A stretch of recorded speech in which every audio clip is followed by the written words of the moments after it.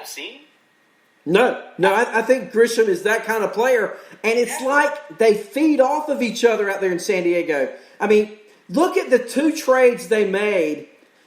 Oh gosh, getting Pham from Tampa Bay. We just talked about how Tampa needed offense, and arguably their best 2 offensive players this year haven't played an inning for them yet. Right. Because Pham's in San Diego and Meadows has been on the IL. Yeah. They trade Pham for, that power hitting outfielder who can't get a hit. Right. So Pham's out there. Machado's having a renaissance year. We know how good the shortstop is. Grisham added to the mix. Will Myers has woken up. Can we end it on a rookie? Please. C.J. Abrams. So, C.J. Abrams. When does he get the call? When does he get the call, Chappie? I'd say 2 weeks. And that's the thing. Even if you bring him up to put him on base in the 7th inning to run, he can steal 20 bases. 80. If he does nothing else other than pitch it. 80. Remember the number 80. Why do I say 80? Because I've seen I've said this, I think that's a couple weeks ago. I've seen 2 prospects in the last 2 years with an 80 tool. Guerrero Jr.'s hit tool's 80. C.J. Abrams' run tool is 80. Speed tool, excuse me. So you put C.J. Abrams' speed, and we know speed is a lost art in Major League Baseball. It's not something teams are prepared for because not everyone has it. Think how fast the Padres are already, and then put Abrams in that mix. They can win the National League this year. That's where I'm going with that. I agree, and especially with what they already have, and some of the other players that are coming up. Right? Is Paddock better than Buehler this year? This year, yes. You know, Buehler missed his spring, right? Right. He gave up 3 home runs last night. He looks like an A. I mean, I watched him. What was it, last night? The night before last, whatever it was. He struggled. He didn't have his best game, but just his poise, his composure out on the mound. He is honestly, he's their best pitcher. I think they make it. I think if anybody upsets the Dodgers, I really think it's the Padres. It could be the Cubs. I think, to me, they're the best 3.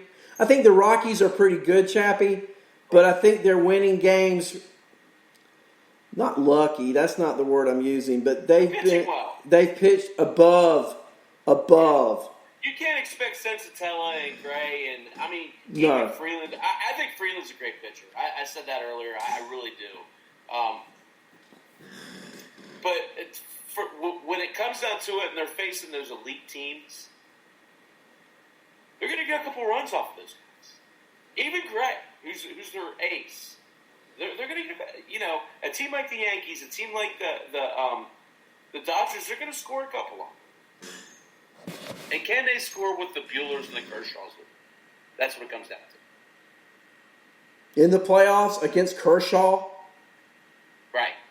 I don't have a lot of faith in that. I'm sorry. Don't get me wrong. I like Dahl. I like Hilliard. I like, they've got a great offense. Not a good offense. A great offense. But I wonder, when they're playing league competition, how it shakes out. I don't think it works out in their favor. Right. Yeah, the Dodgers throw Buehler and the Padres throw Paddock. Yeah. That's a counteract. Right. Whereas the Dodgers throw Buehler and the Rockies throw Freeland. Right. I mean, I'm not trying to knock Freeland, but he's no Buehler. Right. You're right. How about the American League? I like the Yankees to win it. We've talked about the A's. I think the White Sox have a chance. I know it's early. I know they're young. I know the pitching. I'm looking tonight. Giolito's on his game tonight. Yeah. It'll be the White Sox are young, and it'll be interesting to see how that works out. I like the White Sox as well. I tend to think that the Twins, I say that I say that knowing that Hill's gone on the DL. I say that knowing that what's the other pitcher that got hurt? I can't remember. I know Hill went on with his back. It's always something with Hill. I mean, it's either a blister or a back. Anyway, they're putting a lot of weight on Kenta Maeda. They're putting a lot of weight on. I watched the game last night against the Pirates. The kid, I can't remember his name. Thorpe. Yeah. He did a good job. I know they're just playing the Pirates. I understand that. But the Pirates got up big on him early. And he was able, I think it was 3 or 4 runs. But he was able to salvage the game. And they came back and won. So as long as you got Nelly Cruz, as long as you got Miguel Sano, as long as you got Polanco and Donaldson, you got a chance. And Donaldson's been out the last 3 games, though. Right. He's got that calf problem. That calf problem, the calf problem, the calf problem.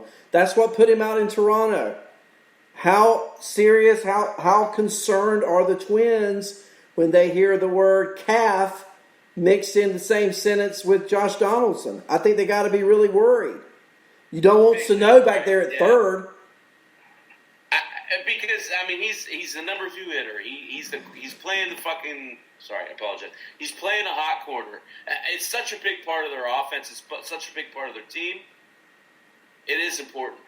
He needs to be there. Without him there, it's a very different story. I guess they put Marvin Gonzalez. That's who's been playing third. I guess. But Marvin Gonzalez is not Josh Donaldson by any stretch of the imagination.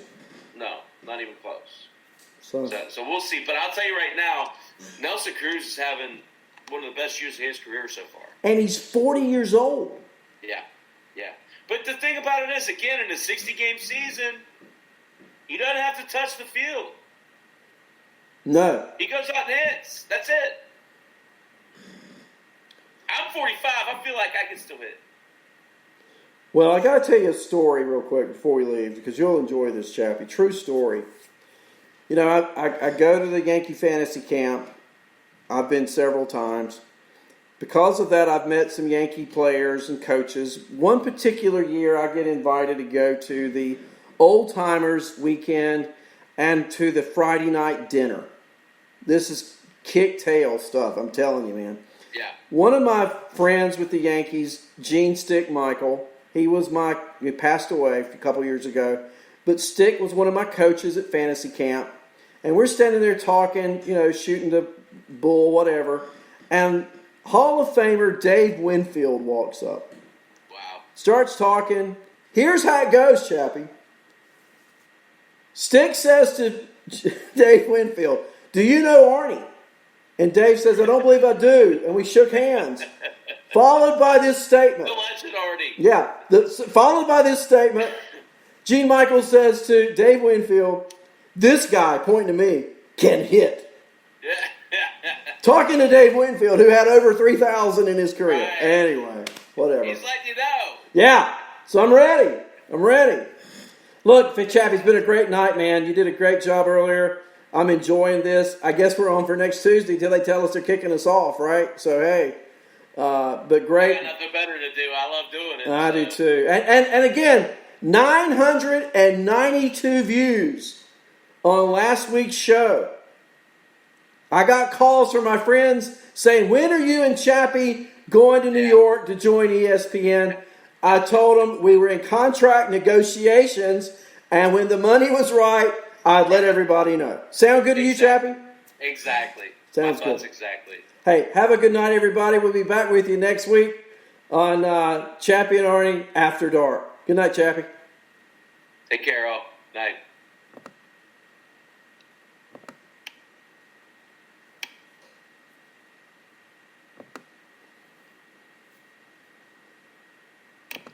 We're off. I like that, man. I like it because, we can still sit here and shoot the breeze afterwards.